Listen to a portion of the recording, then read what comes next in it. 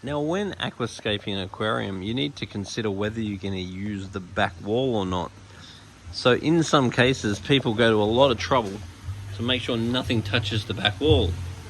And though I'm not totally against that, I also wouldn't want you to sacrifice your display just trying to not use the back wall.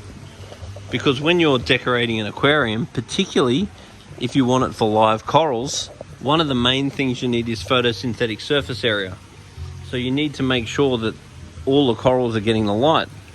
And if you're going to have a situation like this, where there's the light and there's a very steep reef there, then it's like all your corals become backlit, because you put your corals there, which means naturally the light should actually be coming from that direction, not from that direction, because that makes you backlight your corals.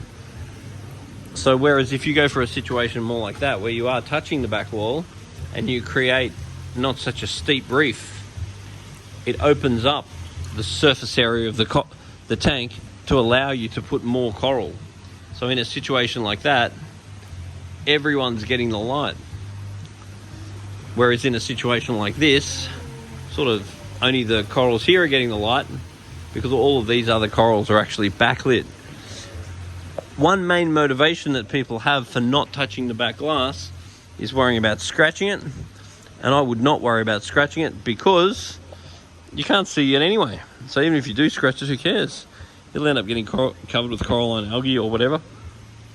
Other people do it so they want to be able to clean it. But me personally, I don't bother about cleaning it, because if you can't see through the glass, I don't bother cleaning it. Because when it's all shiny and black and new, it looks really cool. But it only takes several days to start getting a bit of algae on it, so it just looks black. It looks a dirty black. And then over time, you'll start to grow coralline algae. You can see on the back of this tank, all the coralline algae starting to form. And it actually looks very natural once there's a good cover of it. And then all of a sudden, you've got something that looks half decent, looks natural, and you don't have to clean it. So that's definitely something I'm interested in. So anyway, put a little note on the bottom of this video. Do you use your back glass, or do you persist on not using your back glass? And tell us why. Anyway, don't forget to subscribe to this channel and get involved in the conversation.